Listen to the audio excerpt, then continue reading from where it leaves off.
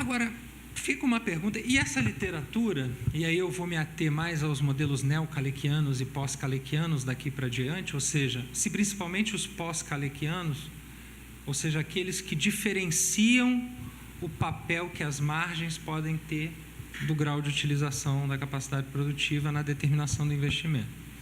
Essa literatura, eu ousaria dizer, se tornou relativamente dominante no debate keynesiano nos últimos tempos. Você tem keynesiano de tudo que é jeito, careca, cavanhaque, outros com topete, cabelo longo, tem que ter keynesiano para todo gosto, tá certo? Mas eu ousaria dizer que a maior parte das publicações tem sido feita nos últimos anos mais nessa vertente do que outras, por exemplo, aquelas que discutem mais o papel da incerteza e tudo mais. Então, vou me ater a críticas que surgiram ao longo dos últimos anos sobre esses modelos, né, relacionados a esses modelos. Uma boa parte dessas críticas, eu devo dar, e a minha tentativa de mapear as respostas que foram dadas, eu tenho que dar crédito a um amigo meu que está fazendo doutorado nos Estados Unidos, e ele era um neo-Kalekiano e está voltando quase que um marxista. Aí eu falei, rapaz, tu vai para os Estados Unidos para voltar marxista, rapaz? É esquisito esse negócio, né? E está voltando de lá quase que um marxista. E ele me encheu de pergunta, e o orientador dele é um cara muito crítico dessa literatura, e eu me dei o trabalho nos últimos... Ele é mais novo que eu me sinto meio responsável por ele, eu preciso resgatar o menino. Então eu tenho feito um esforço desgraçado para tentar... Que esculhambação, né? Os marxistas vão querer me bater aqui. Mas eu, como keynesiano, preciso de mais gente. Não tem muito keynesiano no mundo mais hoje, não. Então, quando eu encontro um assim, pode até ser um da síntese neoclássica, eu quase choro. Entendeu? Porque eu fico até emocionado. Mas está difícil, a coisa está difícil para os keynesianos. Não é brincadeira, não. Lá em Brasília, então, meu Deus do céu, está muito difícil. Mas, enfim, eu trouxe algumas coisas aqui para a gente pontuar, para a gente finalizar esse debate com algumas críticas. O Arley estava falando para mim no intervalo, falou assim, pô, tá tudo tão amarradinho que parece que é tudo perfeito, né? Não tem problema nesse negócio, não, né? Ninguém vai discordar, né? Mas tem muito debate, tem muita crítica. Eu vou apresentar duas críticas que me parecem relativamente importantes, que eu acho que as respostas kalekianas a essas críticas são convincentes, mas, por exemplo, esse meu colega lá que está nos Estados Unidos não acha. Tá? A primeira pergunta é que se o grau de utilização da capacidade produtiva pode ser considerado uma variável de ajuste tanto no curto prazo quanto no longo prazo. O que está por trás dessa pergunta? Os colegas têm dito o seguinte, aumenta o grau de utilização da capacidade produtiva, aumenta o investimento. Mas sempre? Essa relação é monotônica, assim? Né?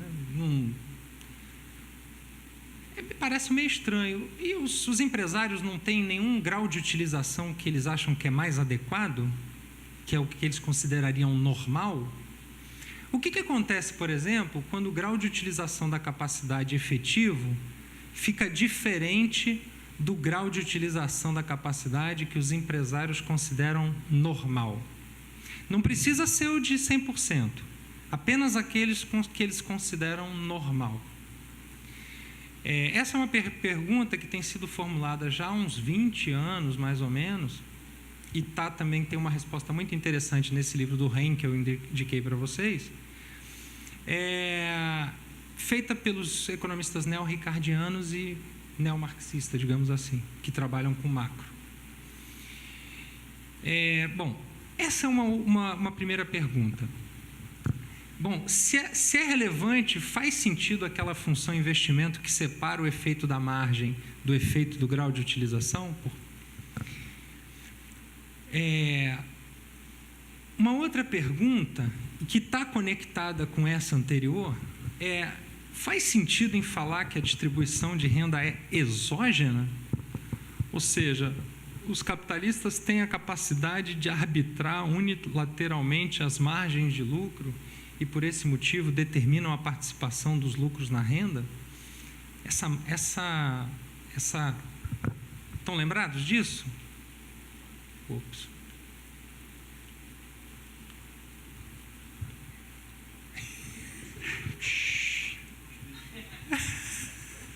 Você pode dar uma apertadinha para mim?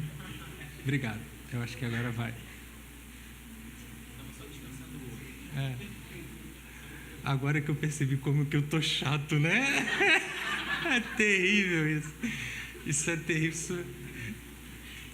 Agora eu vou lidar bem com isso, que eu tô na frente de vocês, mas depois eu vou ficar arrasado. Eu tenho que segurar a onda, né? Não vou ficar arrasado. Lembram disso? A participação dos lucros na renda é exógena, né? O cara determina o markup ou a margem de lucro ao seu bel prazer, por conta das condições de imperfeição da concorrência no mercado de bens. Mas o que as pessoas estão perguntando, mas pô, isso aqui é meio forte. É meio forte. O empresário determina a sua própria participação dos lucros na renda nacional a partir da definição de um markup arbitrariamente determinado. A concorrência é tão baixa assim? Bom, são boas perguntas, são muito boas perguntas, e se não faz sentido falar nisso, qual é o sentido, tanto para a primeira como a segunda questão, dessa distinção entre economias wage-led ou profit-led? Esse é um desafio grande e tem algumas respostas para isso, mas vamos tentar desenhar um pouco melhor essas questões, tá? Como eu disse, para a tradição kalekiana, o grau de utilização de equilíbrio pode ser diferente daquele considerado normal. Qual que é o problema disso? Se o grau de utilização da capacidade produtiva for diferente do considerado normal, é possível demonstrar, e eu vou tentar fazer uma demonstração rápida, é possível demonstrar que essa economia não está no equilíbrio de longo prazo. Por quê? O que define um equilíbrio de longo prazo é que a taxa de crescimento da economia tem que ser constante. Essa é a definição de steady state. Então, se o grau de utilização, e eu vou mostrar isso, for diferente do grau de utilização normal, essa economia não está no longo prazo. Depois a gente vai discutir sobre o quão relevante é a posição de longo prazo. Mas, em princípio, é correto afirmar isso, tá? Isso significa dizer, então, que os modelos kalekianos, eles são dotados do mesmo problema de instabilidade dinâmica que tinha o modelo de Herold lá atrás que eu apresentei. Toda a literatura de crescimento, como eu tinha dito, ela cresce com o intuito de mostrar que que o crescimento das economias pode ser relativamente estável. E é esse o papel que a ideia de steady state, ou de estado estacionário, ou equilíbrio de longo prazo cumpre, é mostrar que existem mecanismos por meio dos quais essas economias encontram uma trajetória de equilíbrio estável. Ou seja, a taxa tem que ser constante, ela não pode variar no longo prazo. A menos que mude tudo na economia, mudou a tecnologia, aí tudo bem. Mas se não mudou a tecnologia, não mudaram as instituições, a taxa de crescimento tem que ser estável. Então, o que os críticos, principalmente neo-ricardianos e marxistas, vão dizer? É preciso encontrar dentro de um modelo neo-kalekiano um mecanismo que faça com que com que o grau de utilização da capacidade de equilíbrio convirja para aquilo que os empresários consideram normal. Senão você vai ter toda hora o grau de utilização ficando diferente e a taxa de crescimento variando. A pergunta que se faz então vamos tentar colocar o grau de utilização normal da capacidade produtiva, aquele que os empresários consideram normal, dentro do modelo kalekiano para ver o que acontece. Essa é a ideia. Isso não estava no curso do ano passado, não. Isso aí foi incorporado esse ano. Aí, a gente tem tudo como dantes no país de Abrantes, né? No quartel de Abrantes. Está aqui a taxa de lucro, depende da participação dos lucros na renda, do grau de utilização. A taxa de poupança depende da propensão a poupar dos capitalistas e da taxa de lucro, né? quebrando a taxa de lucro aqui, a gente tem a equação completa. E a gente fez uma função de investimento um pouco diferente. A função de investimento que depende do Animal Spirits, né? E depende da diferença entre o grau de utilização da capacidade efetivo e o grau de utilização normal. Toda vez que o grau de utilização da capacidade efetivo excede o grau de utilização normal, eu aumento o investimento. Toda vez que é o contrário, eu reduzo, porque aí eu faço com que o grau de utilização da capacidade ele se ajuste, né? Tá claro por quê? Porque assim, se o grau de utilização efetivo está maior que o normal, eu vou investir. Então, quando eu investir, eu vou aumentar a minha capacidade produtiva e o grau de utilização efetivo do período subsequente vai cair e vai se ajustar para o nível normal, tá? E o raciocínio inverso no caso contrário. Aqui tem a condição de equilíbrio, quando poupança é igual a investimento, né? E a condição de estabilidade keynesiana, né? Que quando a sensibilidade da poupança às variações da renda é maior que a sensibilidade do investimento. Bom,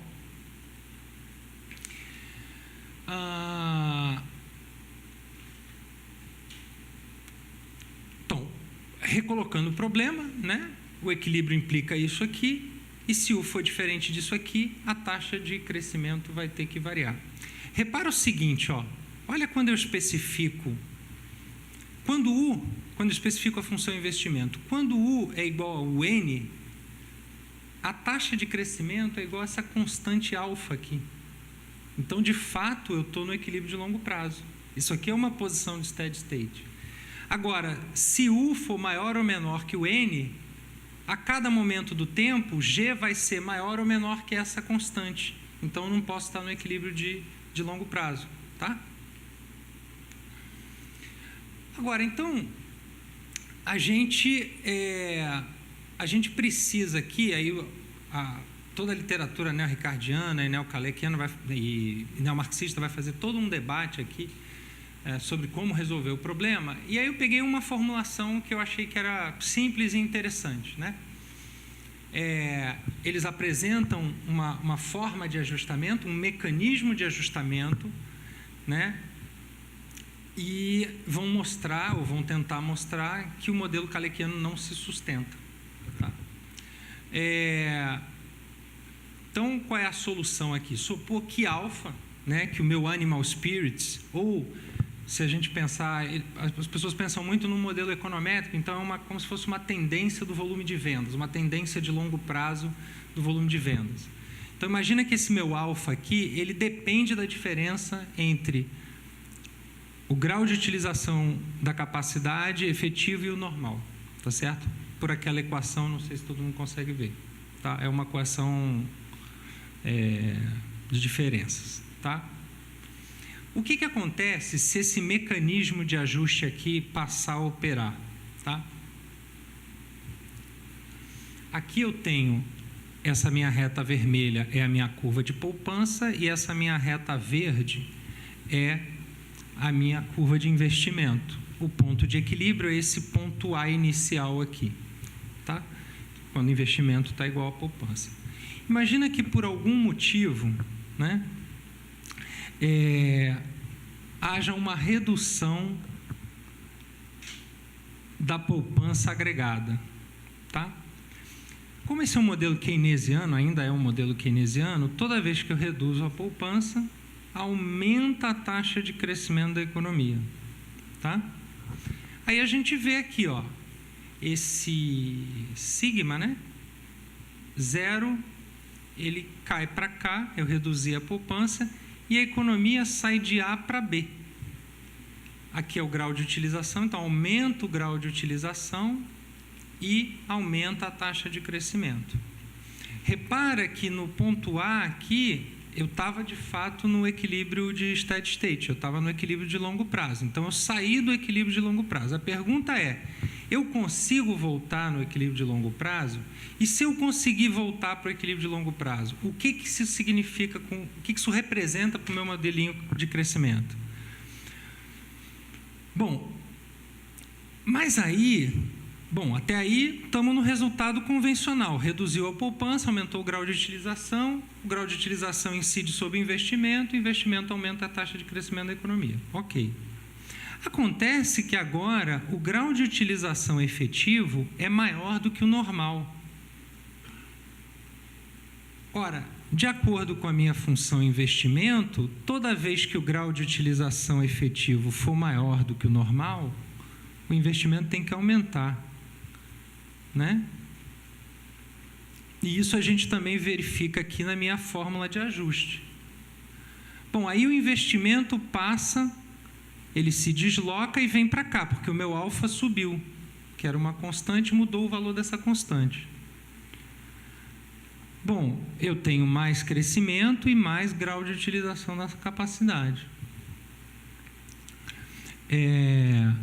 Mas aí, o grau de utilização efetivo está ainda maior do que o normal. Então, esse mecanismo vai se reproduzir, e é por isso que os críticos vão dizer, olha, esse tipo de modelo, ele representa uma instabilidade, porque se alguma coisa tira a economia do equilíbrio de longo prazo, por enquanto aqui não tem nada que restabeleça esse equilíbrio. Ela vai entrar numa espiral inflacionária. E se fosse o contrário, ela entraria numa espiral deflacionária. O que é pouco provável, as economias não funcionam muito bem assim. Bom, a pergunta que a gente fica, tem algum mecanismo que possibilite o retorno? Bom, existe um mecanismo, porque se a gente falou de um grau de utilização da capacidade produtiva normal, também existe uma taxa de lucro que é considerada normal pelos capitalistas, pelos empresários. Ora, então repara o seguinte, toda vez, né, essa aqui é a fórmula da taxa de lucro, levando em consideração a ideia de que existe uma taxa de lucro normal e uma taxa de lucro e um grau de utilização da capacidade produtiva normal, tá? Então, toda vez que o grau de utilização da capacidade produtiva exceder o normal, a taxa de lucro efetiva, ela vai subir. Qual é a implicação disso? A implicação disso é que, como a poupança no modelo Kalekiano depende dos capitalistas, toda vez que a taxa de lucro subir e que os lucros subirem, a poupança vai subir também. Então, o que vai acontecer, se num primeiro momento a poupança caiu e gerou toda essa espiral de crescimento, como eu tenho a taxa de lucro normal e a diferença entre o grau de utilização da capacidade produtiva efetiva e o normal aumenta a taxa de lucro e, consequentemente, aumenta a taxa de poupança, então, primeiro a poupança cai e o grau de utilização da capacidade, o investimento e o crescimento começa a crescer e a taxa de lucro começa a crescer também, o que faz com que a poupança retorne para o seu nível original. Tá certo? E aí, quando a poupança começa a retornar, a diferença entre o grau de utilização da capacidade produtiva efetiva e o normal começa a diminuir até que a gente retorne ao ponto, ao equilíbrio de longo prazo. Tá? Bom, é mais ou menos como... Tem uma elipse aqui, que não está aparecendo, tá? É como se tivesse um ciclo aqui. Bom, então tem um mecanismo de convergência aqui. Na verdade, tem.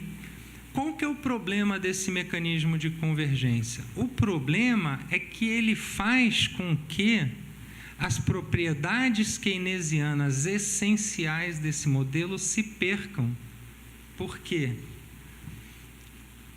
Aumentar ou diminuir a taxa de poupança, na prática, no longo prazo, passa a não ter efeito nenhum sobre essa economia, sobre o crescimento dessa economia. Até no e-mail que eu acho que eu reproduzi aqui, no e-mail que eu respondi ao meu colega, esse mecanismo de ajuste, ele faz com que a gente retorne a um modelo Kaldor-Robson, mas, na verdade, ele faz com que a gente retorne a um resultado do modelo de Solow, aonde a poupança não afeta a taxa de crescimento de longo prazo. A poupança só afeta o nível de renda per capita. Lembram disso no modelo de Solow, quem estudou economia? Então, aqui a gente caiu por um mecanismo diferente, mas a gente caiu num modelo de Solow. Tá? Bom, aí eu fiz essa brincadeira. É um cheque ou checkmate nos Kalekianos, né? Eu acho que é um cheque, mas não é checkmate, né? E dá para sair e tem um jeito de sair, né? Uma das coisas que os Kalekianos têm feito, e aí tem um monte de modelos, e esses modelos são bem complexos, e eu resolvi colocar todos eles aqui para vocês. Não, brincadeira, eu não resolvi colocar todos eles para vocês. Eu só vou falar um pouco das principais conclusões, mas que ajudam a ter uma resposta para isso, né? A primeira resposta, o primeiro tipo de resposta é uma resposta que eu chamo, aí fui eu mesmo que classifiquei, com o papel das características institucionais das economias.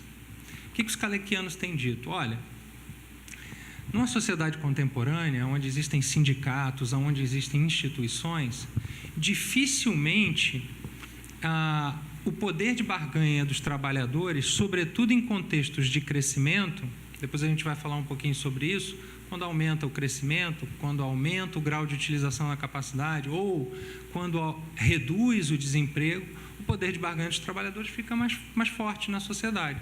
Então, dificilmente os trabalhadores iriam permitir que a taxa de lucro subisse tanto quanto se supõe no modelo que eu apresentei anteriormente. Então, uma característica institucional, a existência de sindicatos, Ministério do Trabalho, no caso do Brasil, ou instituições do judiciário correlatas ao Ministério do Trabalho em qualquer economia, iam conferir poder de barganha aos trabalhadores e a taxa de lucro não ia subir tanto, então a economia não ia nem tão lá para cima, nem viria tão para baixo. Tá? Além disso, um outro elemento que a gente está chamando uma característica institucional, em economias relativamente abertas, o grau de abertura dessa economia, ao estabelecer maior concorrência, não iria permitir também que essa taxa de lucro subisse muito. E se a gente estiver levando em consideração economias com governo, né, ou a política monetária ou a política fiscal iam atuar muito antes de você ter esse boom de crescimento, porque para a taxa de lucro subir daquele jeito, você tem que supor que os preços vão se flexibilizar ao longo desse processo.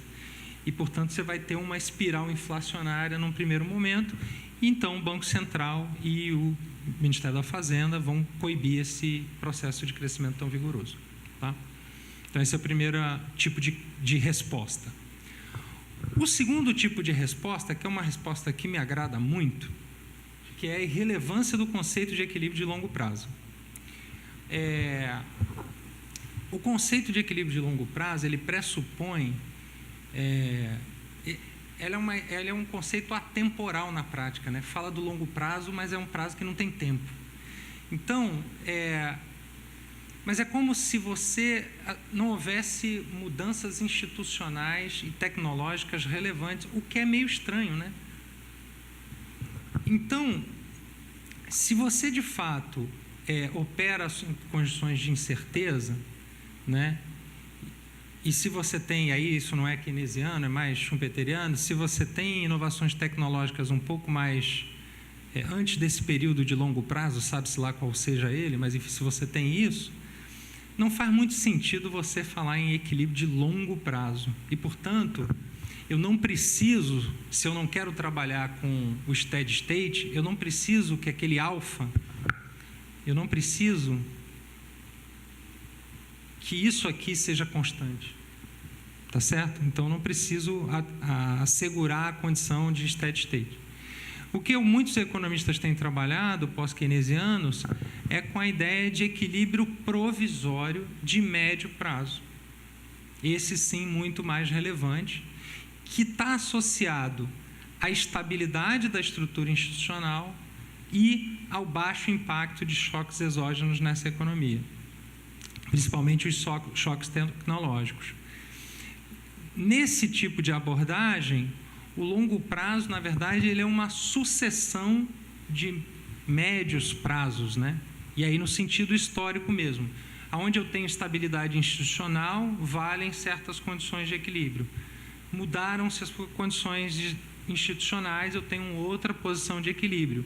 E muito mais do que você olhar para uma posição lá, num momento imaginário, é muito mais interessante você fazer a pesquisa sobre quais são as condições institucionais em cada momento do tempo e como é que se dá essa transição de um momento institucional para outro. Por exemplo, Milagre versus Constituição de 88, né? São momentos da economia com estruturas institucionais muito diferentes, e essas economias operam sob condições diferentes nessas condições institucionais, né?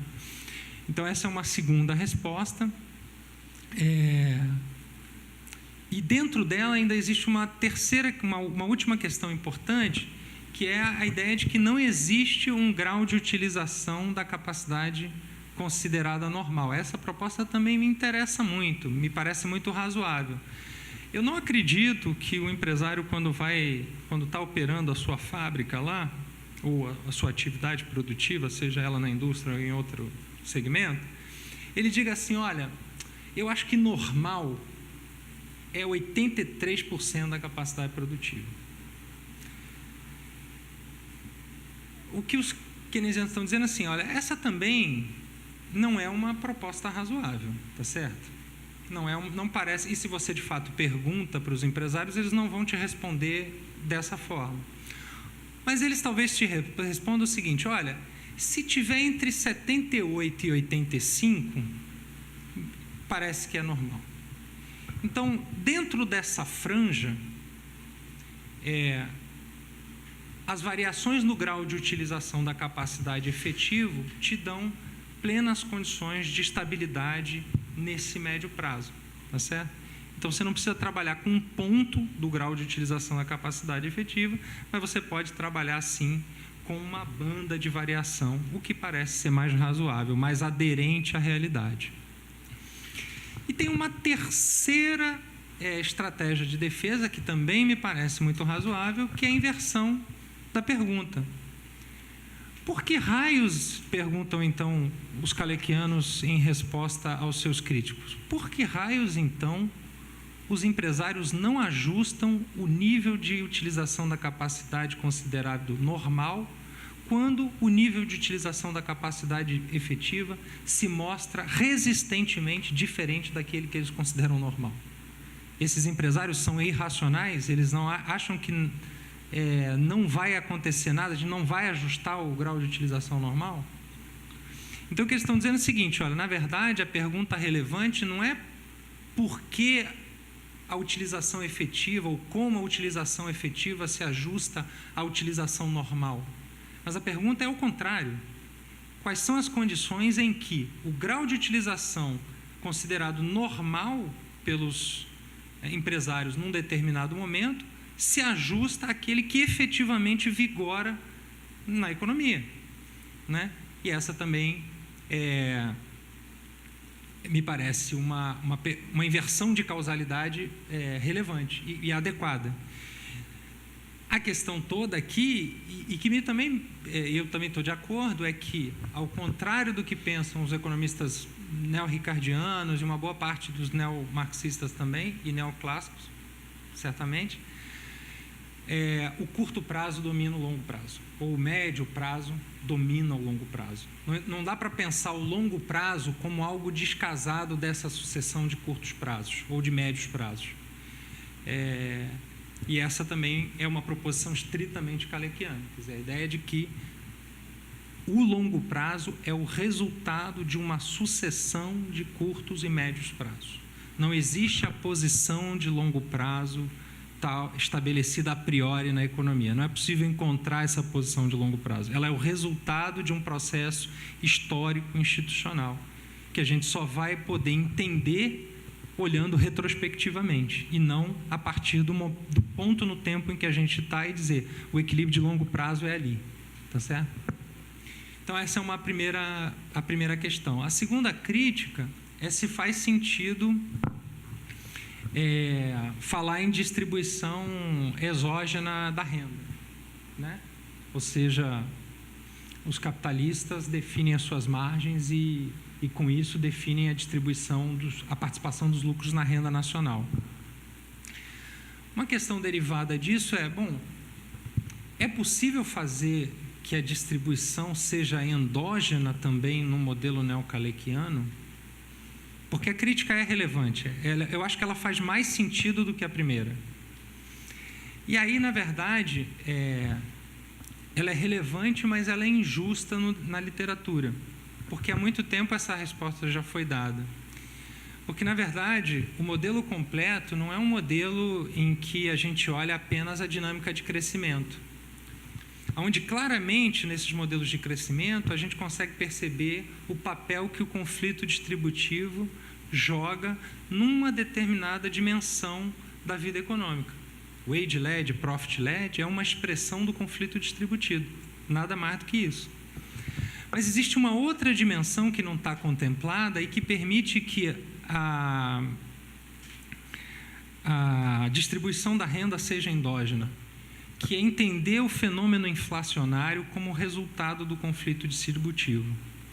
E a maneira pela qual essa dimensão do conflito distributivo se conecta com a outra dimensão que nós estudamos, que é a parte do crescimento. E é essa resposta aqui que a gente vai tentar mostrar rapidinho.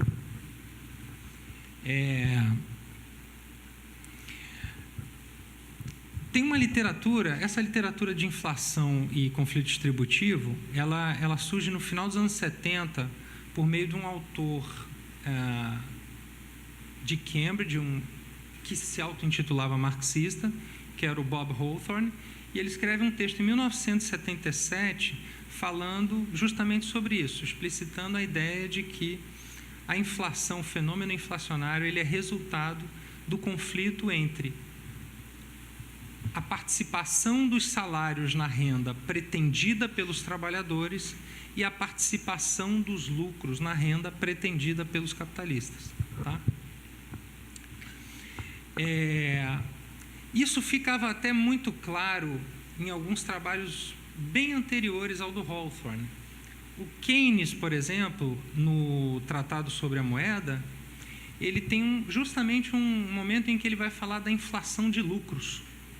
Ele monta uma equação de preços e mostra como os preços são divididos entre lucros e salários e mostra a importância da inflação de lucros. O objetivo dele lá era discutir ciclo econômico diferente e tal, mas tem lá uma primeira referência. O próprio Kalecki, a equação de preços do Kalecki, de cara mostra que os preços têm um componente que são lucros e um componente que são salários. Então, a gente consegue observar aí também o conflito distributivo.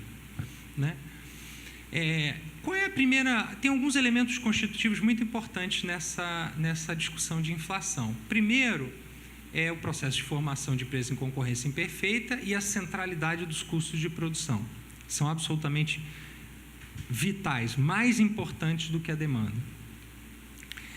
A segunda, que eu já falei, é a questão do conflito distributivo.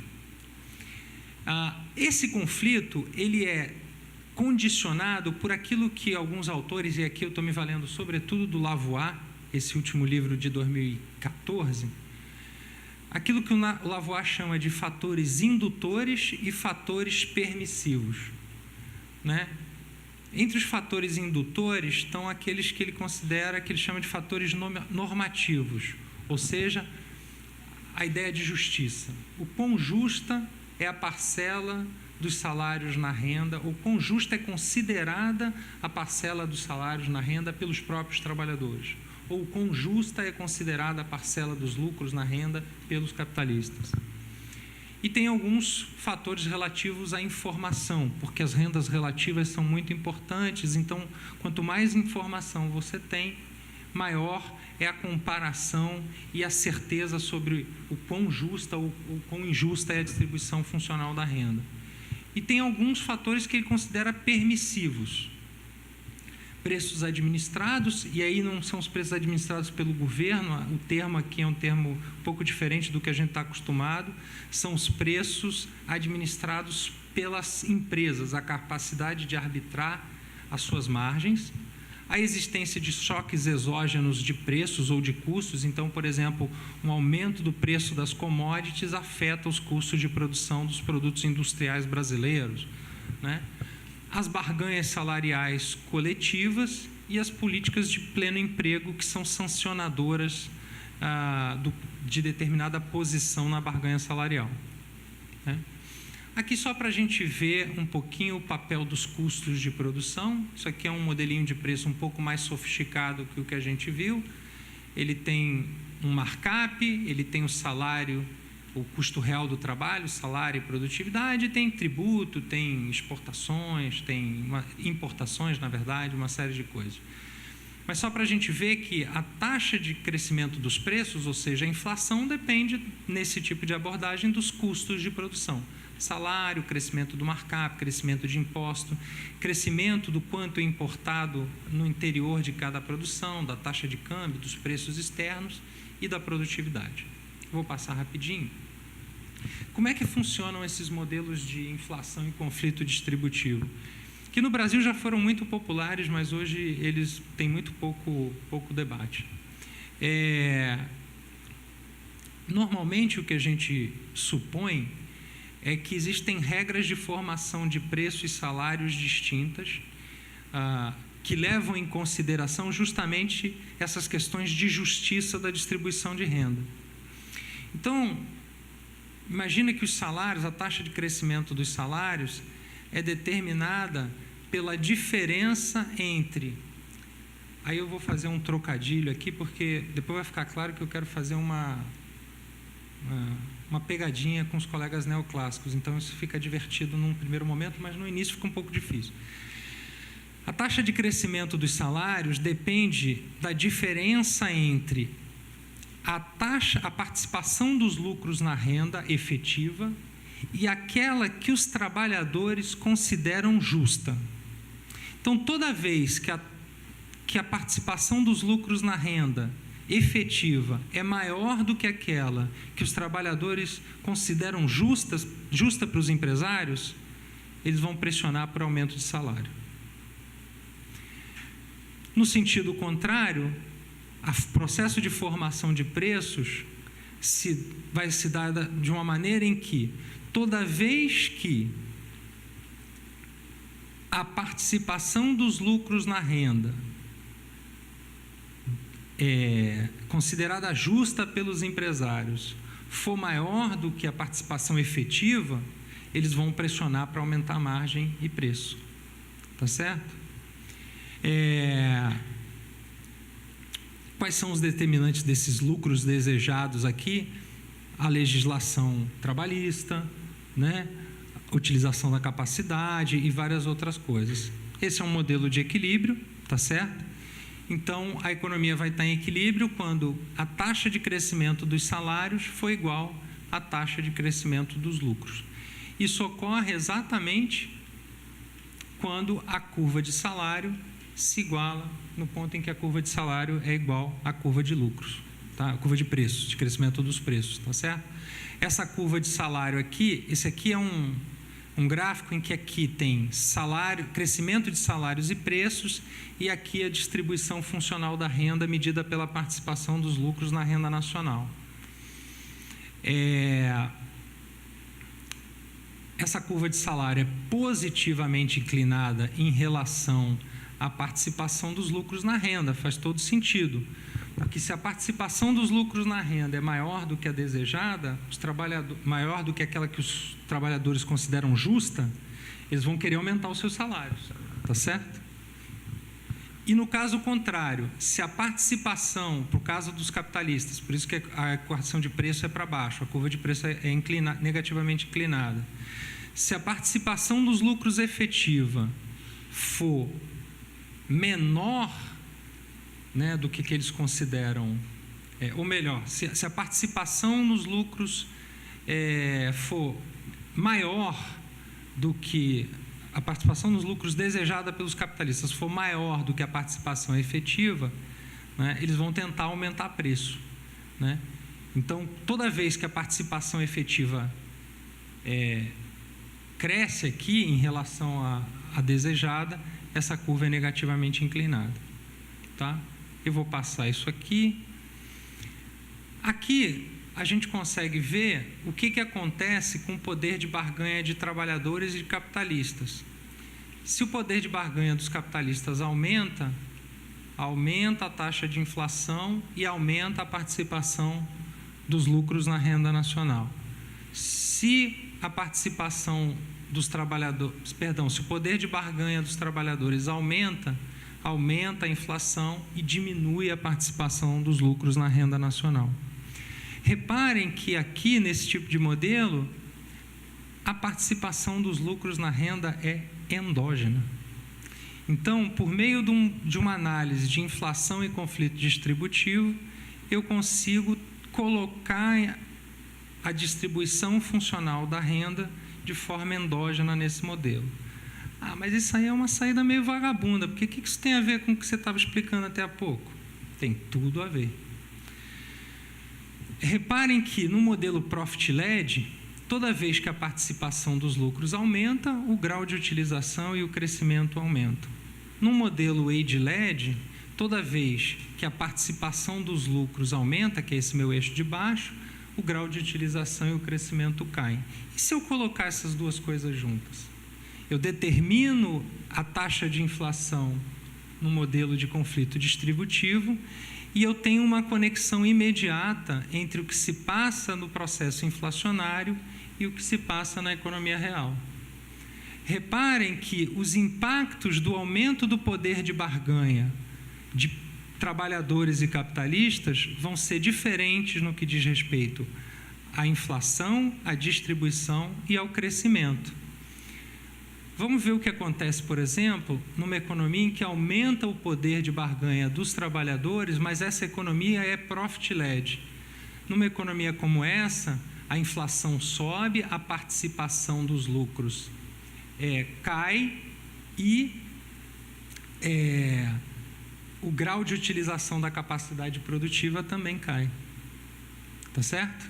Essa é uma economia profit-led, eu aumentei o poder de barganha dos trabalhadores, eles conseguiram, por meio da negociação salarial, reduzir a participação dos lucros na renda nacional e, com isso, a gente reduz o grau de utilização e a taxa de crescimento. Numa economia wage-led, o aumento do poder de barganha dos trabalhadores vai aumentar a taxa de inflação, vai reduzir a participação dos lucros, mas, ao contrário, vai aumentar o grau de utilização da capacidade produtiva e vai aumentar a taxa de crescimento da economia. Tá? Aqui é só para ver o que acontece quando aumenta o poder de barganha dos capitalistas, né? A gente desloca essa curva de preço para cima, aumenta a inflação, aumenta a participação dos lucros na renda. Numa economia profit-led, o grau de utilização sobe e a taxa de crescimento sobe. Se a economia for wage-led, quando aumenta o poder de barganha dos capitalistas, aumenta a inflação, aumenta a participação dos lucros na renda nacional. Em compensação, o grau de utilização da capacidade produtiva cai e a taxa de crescimento cai. Tá? Bom, cheque ou checkmate nos Kalekianos, eu acho que menos do que cheque nesse caso, eu acho que essa resposta já estava dada.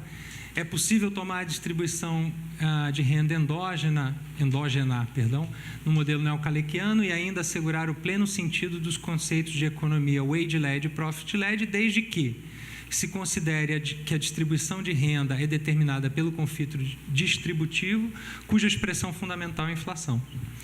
O poder de barganha de cada classe depende da estrutura institucional e de alguma variável relacionada ao nível de atividade, que pode ser o grau de utilização da capacidade, pode ser o nível de emprego, pode ser a taxa de desemprego ou a taxa de crescimento do produto. Tá? Aí os modelos variam de acordo com o freguês. Bom, com isso eu termino essa primeira parte, né, na nossa aula de hoje. Era onde eu queria, onde eu imaginava que eu iria chegar mesmo. Amanhã, antes disso, Então, a ideia aqui era trazer para vocês todo um arsenal neocalequiano, uma maneira de entender o processo de crescimento das economias, comandado pela demanda, e aonde a distribuição funcional da renda cumpre um papel central. Então, são diversas abordagens, algumas coisas que são muito aplicáveis. Depois, se vocês tiverem interesse, eu fiz uma apresentação na CEP do ano passado, traçando cenários para a economia brasileira, mostrando um modelinho wage-led, profit-led, com inflação e conflito distributivo. E aí tem setor externo, tem um monte de coisa. Se vocês quiserem, depois eu mando para vocês. Tem uns cenários, até agora eu estou ganhando. Não, ainda não tem artigo, foi só apresentação no painel.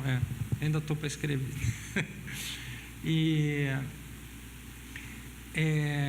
Então, a ideia era essa: trazer modelos de crescimento comandados pela demanda, com o papel central da distribuição de renda. Amanhã, a gente vai fazer duas coisas. A gente vai continuar na tradição keynesiana, mas falando um pouco mais do Kaldor e as análises que o Kaldor fez sobre crescimento da produtividade e setor externo, num primeiro passo. E num segundo passo, o que a gente vai fazer é mostrar que isso, a fusão dessa tradição kalekiana com a tradição kaldoriana, dá origem ao conceito de regime de crescimento do ponto de vista agregado. E aí, num segundo momento da aula, a gente vai falar dos impactos, ou da maneira, do diálogo que a gente pode estabelecer dessa abordagem macroeconômica com a discussão da economia regional. Tá? Amanhã, a parte de economia regional vai ser 90% aí 80% da aula, prometo. Valeu. Obrigado, gente.